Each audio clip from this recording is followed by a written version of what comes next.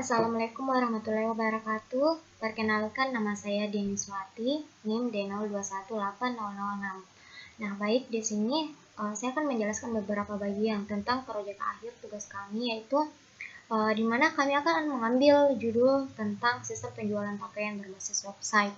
Nah, masalah yang ingin kami selesaikan yaitu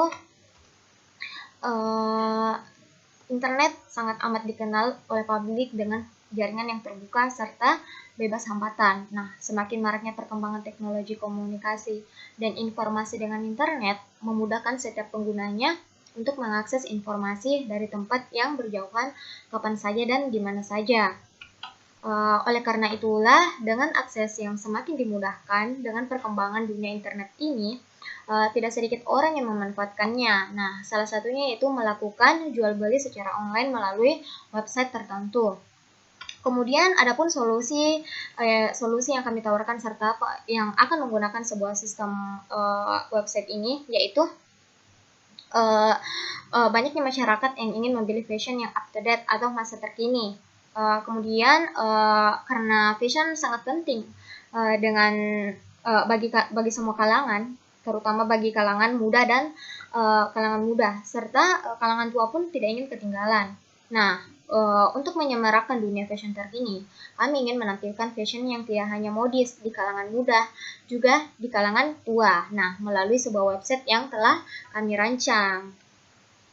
Kemudian selanjutnya yaitu cara memperoleh kebutuhan serta proses pengumpulan kebutuhan pada website ini, yaitu kita lihat dari kalangan muda dan tua, mereka membutuhkan fashion yang seperti bagaimana, yang cocok dengan mereka sesuai dengan fashionnya. Kemudian selanjutnya kami dapat memenuhi kebutuhannya, yaitu dengan cara kita menyediakan berbagai kategori. Baik, itu saja yang dapat saya sampaikan. Materi selanjutnya akan dijelaskan oleh teman saya. Assalamualaikum warahmatullahi wabarakatuh. 2021-8007. Baik, langsung saja saya akan menjelaskan tentang rancangan entitas relation diagram atau biasa disebut disingkat ERD. Pada ERD ini terdapat 8 entitas dan setiap entitas memiliki beberapa atribut. Yang pertama itu entitas pelanggan, di mana atributnya itu nama pelanggan, kode pelanggan. Kode pelanggan ini itu primary key-nya, yang ketiga kelamin, yang keempat email, 5 nomor telepon, 6 username, 7 password, 8 tanggal lahir. Pelanggan ini memiliki atau relasi dengan pemesanan, di mana atribut dari pemesanan itu tanggal pemesanan, kode pemesanan, di mana kode pemesanan ini sebagai atribut primary key. Kemudian nama penerima, alamat lengkap, kota, kode pos, kode provinsi, nomor pemesanan, status bayar, dan nomor telepon.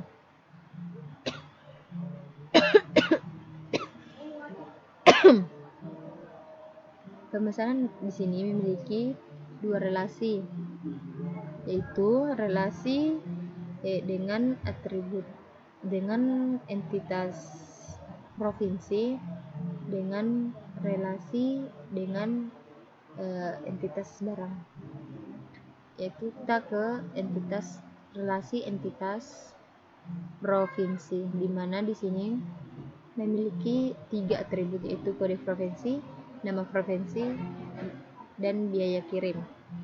Kemudian kita ke pemesanan dengan relasi barang, di mana di sini entitas barang itu memiliki atribut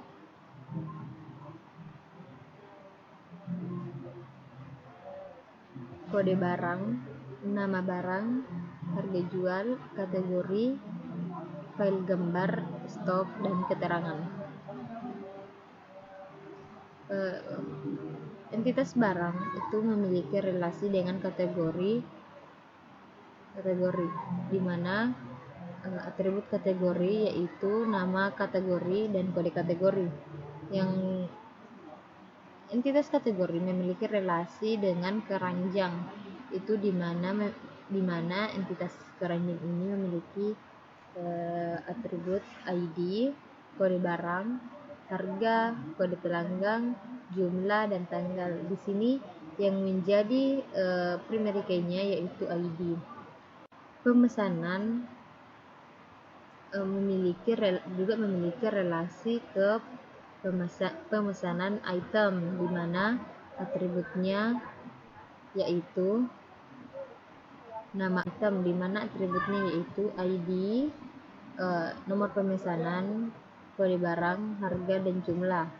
Kemudian pemesanan item itu memiliki relasi dengan konfirmasi, di mana di sini itu tahap konfirmasi yaitu memiliki atribut ID, nomor pemesanan, nama pelanggan, jumlah transfer, keterangan, dan tanggal.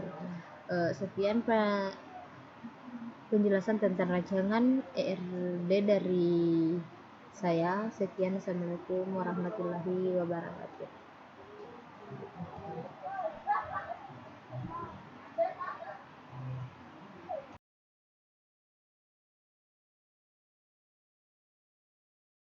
Assalamualaikum warahmatullahi wabarakatuh.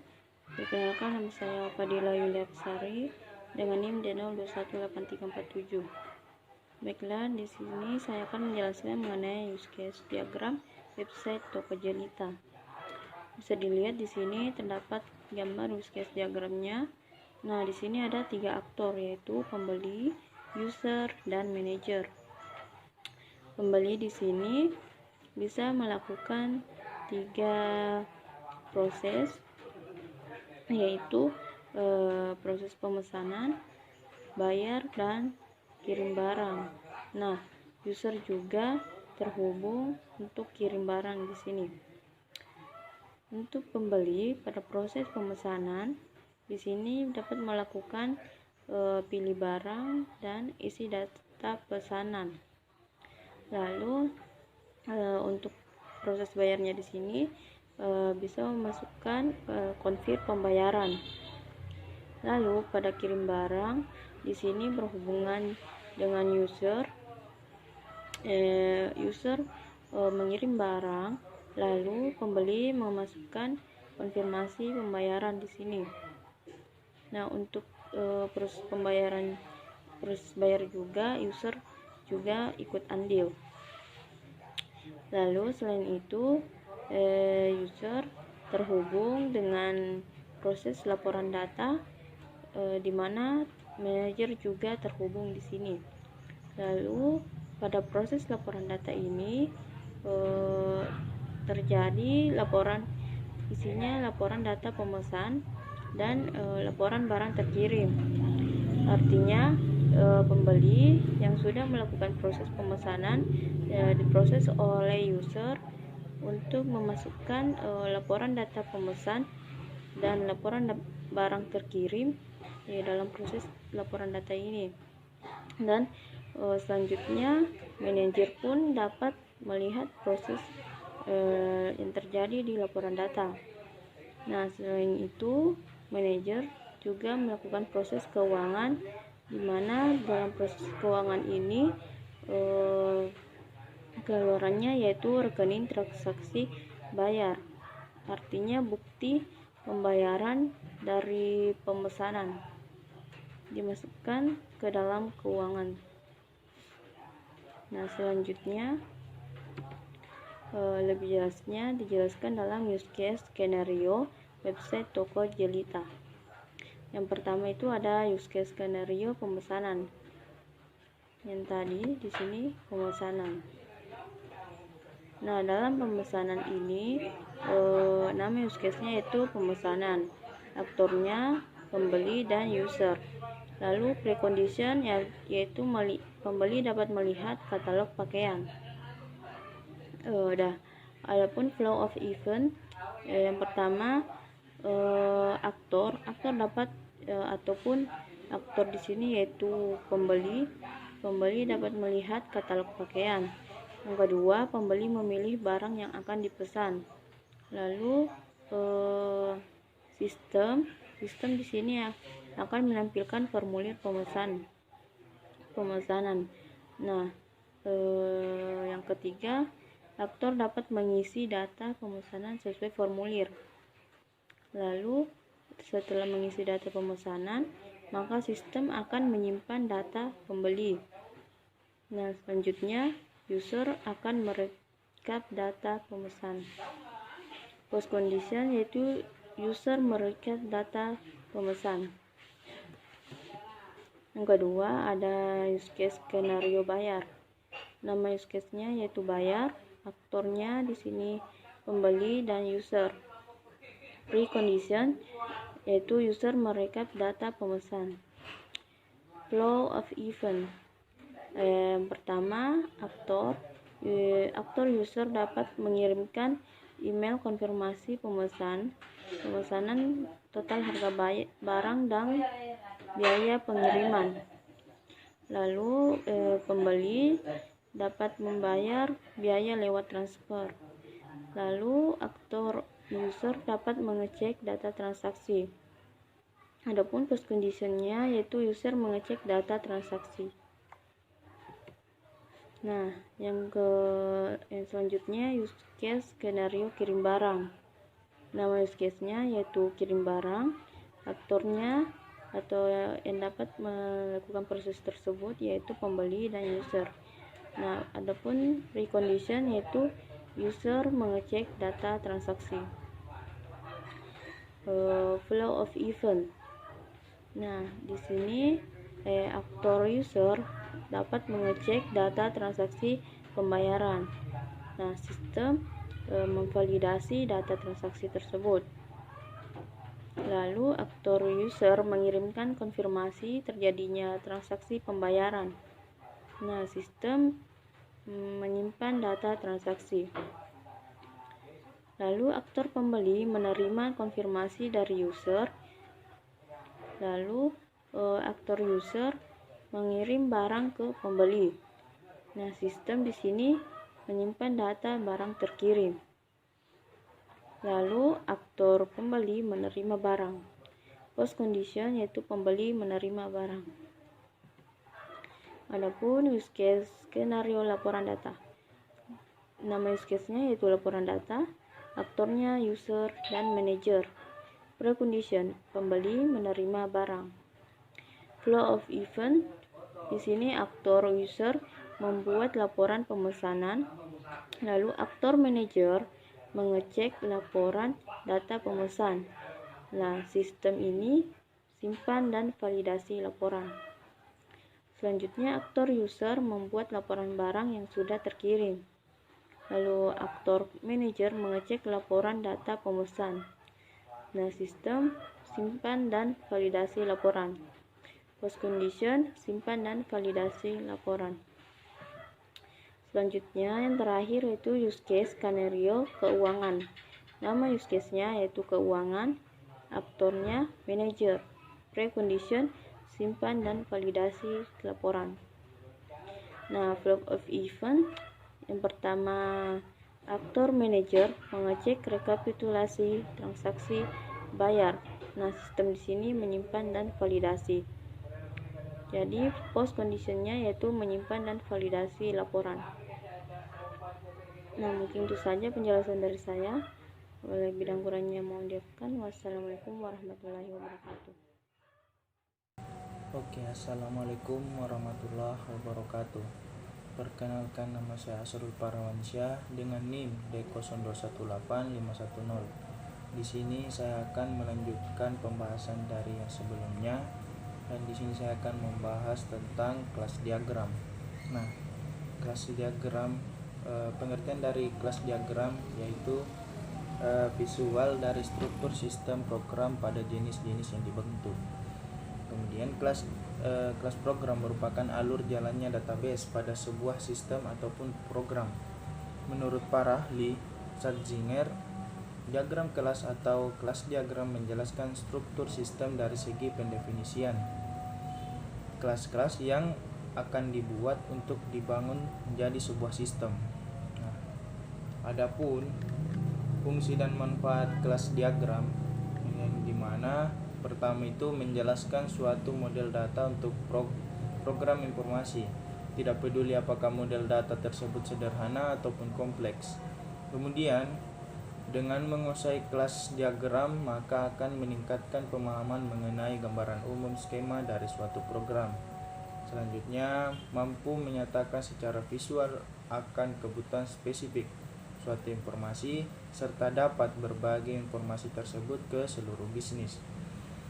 Kemudian, dengan kelas diagram dapat dibuat bagan secara terperinci dan jelas dengan cara memperhatikan kode spesifik apa saja yang dibutuhkan oleh program. Hal ini mampu mengimplementasikan ke struktur yang dijelaskan. Kemudian yang terakhir, kelas diagram mampu memberikan penjelasan implementasi secara independen dari suatu jenis program yang digunakan, kemudian dilewatkan di antara berbagai komponennya. Adapun simbol-simbol dalam kelas diagram. Yang pertama, simbol kelas, yang dimana keterangannya kelas pada struktur sistem. Kemudian simbol yang kedua itu interface, sama dengan konsep interface dalam pemrograman berorientasi objek. Kemudian simbol yang ketiga association, yaitu relasi antar kelas. Dengan arti umum, asosiasi biasanya juga disertai dengan multiplicity. Kemudian simbol yang keempat direct association, relasi antar muka dengan makna kelas yang digunakan oleh kelas yang lain. Asosiasi biasanya juga disertai dengan multiplicity. Kemudian generalisasi, relasi antar dengan makna generalisasi ataupun biasa disebut dengan umum khusus. Kemudian dependensi, yaitu relasi antar kelas dengan makna kebergantungan antar kelas. Kemudian yang terakhir aggregation, yang dimana relasi antar kelas dengan makna semua bagian atau whole part.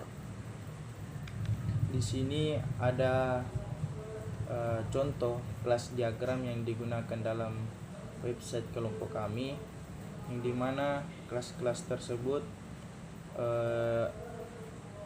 yang pertama kelas kategori, di mana atribut-atributnya itu pakaian pria, pakaian wanita, pakaian anak.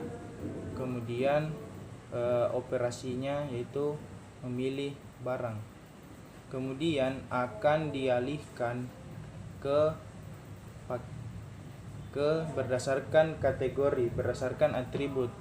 Nah, berdasarkan atribut di sini bisa berdasarkan atribut di sini berdasarkan kategorinya dari kelas kategori, entahkah dia itu pakaian pria, wanita ataupun pakaian anak.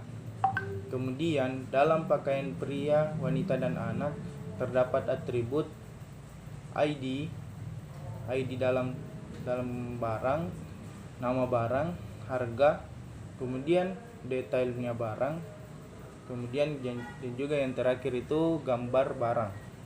Nah, kemudian setelah dalam itu dalam atributnya, kemudian untuk operasinya datang sebagai pembeli. Kemudian ketika memilih suatu barang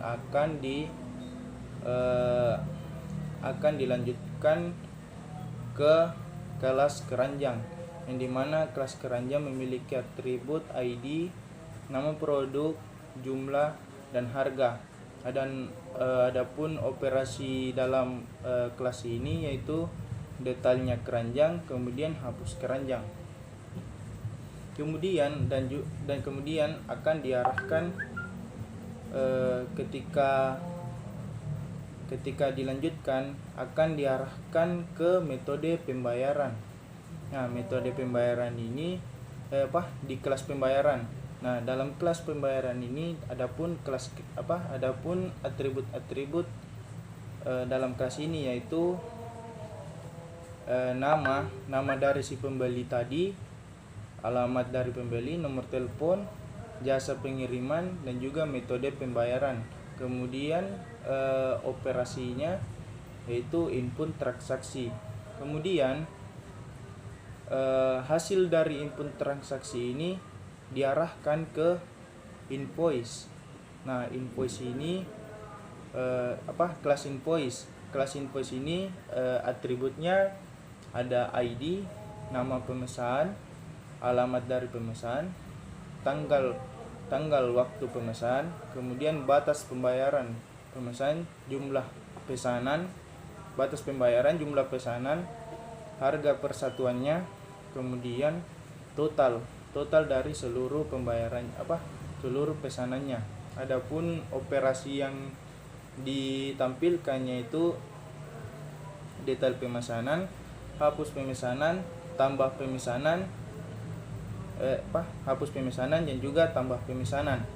Nah, kemudian invoice ini dapat dirubah admin berdasarkan batas pembayarannya tersebut. Apabila melebihi batas tanggalnya atau batas pembayaran dan tanggalnya, maka secara otomatis admin dapat menghapus pesanannya tersebut, ataupun admin juga dapat menambah pesanan tersebut. Kemudian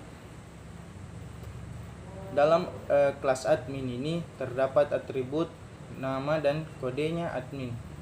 Kemudian admin juga dapat menambah data barang, menambah kelas di data barang. Nah, data barang ini terdapat atribut ID, nama, kategori, keterangan, kategori, harga, dan stoknya barang. Kemudian operasinya tambah, delete, dan hapus. Kemudian kelas data barang ini dilanjutkan ke pakaian dimasukkan kembali ke kelas kategori berdasarkan dengan kategori, atribut kategori, seperti itu. Mungkin itu saja yang dapat saya sampaikan. Lebih dan kurangnya mohon dimaafkan. Wabillahi taufiq wal hidayah. Assalamualaikum warahmatullahi wabarakatuh. Assalamualaikum warahmatullahi wabarakatuh. Perkenalkan, nama saya Amelia Putri, NIM D02180002. Baik, di sini saya akan mempresentasikan hasil proyek yang kami buat tentang toko online, terkhusus pada toko pakaian, baik dari toko pakaian wanita, pria, dan anak-anak. Langsung saja pada desain user interface. Pertama, inilah tampilan awalnya, yang dimana kita buka dulu localhost toko online. Maka kita akan melihat tampilan awalnya, yaitu dapat kita lihat di sini ada beberapa penawaran produk seperti baju, hoodie, dress anak-anak, dan cardigan. Selanjutnya di sini ada kategori, ada pakaian wanita, pria, dan anak-anak. Selanjutnya kita ingin memesan baju. Misalkan kita ingin memesan baju wanita, yang dimana di sini ada hoodie. Kita tambahkan ke keranjang. Secara otomatis produk yang kita pilih tadi akan masuk ke keranjang seperti ini. Selanjutnya kita ke keranjang belanja, terdapat satu item. Maka keranjang belanjanya kita itu ada nama produk hoodie jumlah 1, harga 120.000, dan subtotalnya itu 120.000. Di sini ada beberapa button yang ditampilkan, yang dimana ada hapus keranjang, yang dimana di sini button hapus keranjang itu untuk menghapus produk atau membatalkan produk yang ingin kita belanja. Selanjutnya ada button lanjutkan belanja di sini untuk menambahkan belanjaan yang ingin kita beli. Selanjutnya ada button pembayaran. Jika ingin membayar produk yang kita belanja tadi, di sini kita langsung ke button pembayaran. Contohnya klik tombol atau button pembayaran, maka otomatis kita akan ditampilkan pada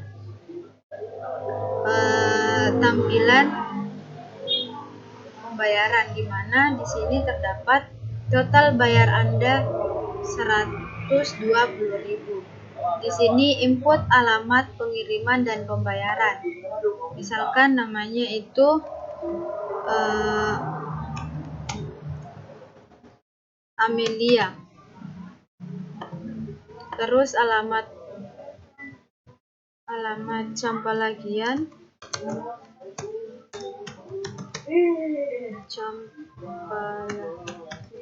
terus nomor telepon. Misalkan di sini jasa pengirimannya itu kita pilih Grab, terus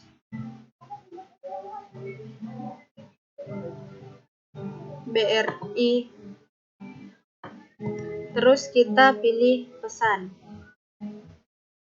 Maka secara otomatis produk yang kita beli tadi otomatis diproses. Selanjutnya kita ke invoice.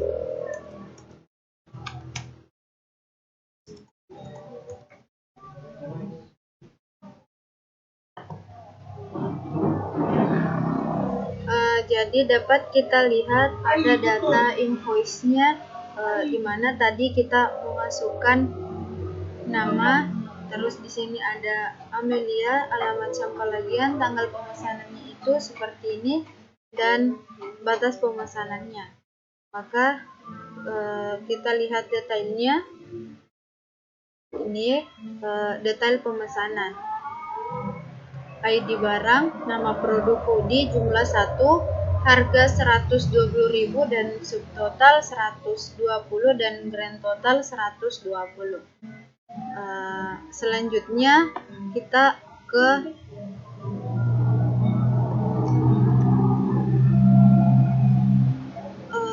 tampilan admin untuk menambahkan data barang. Ini adalah data atau database yang sebelumnya kita sudah tambahkan. Di sini ada nama barang, keterangan, kategori, harga, stok, dan aksi. Misalnya di sini kita akan menambah barang. Terus nama barang ada misalkan kardigan, terus ada kardigan rajut, kategori pakaian wanita, harga misalkan 90.000, terus stoknya ada 30, kita pilih filenya atau gambar,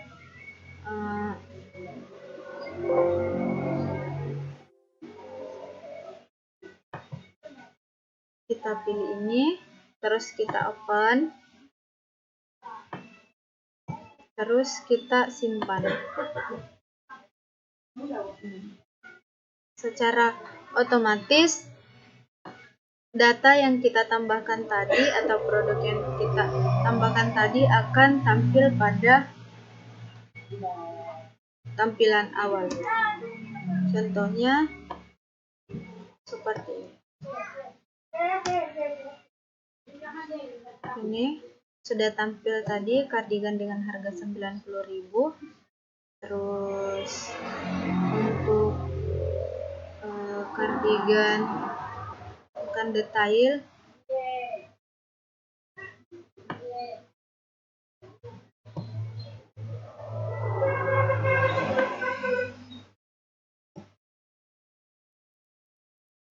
Jadi sekian dari pembahasan proyek kami, saya akhiri. Wabillahi taufiq wal hidayah. Wassalamualaikum warahmatullahi wabarakatuh.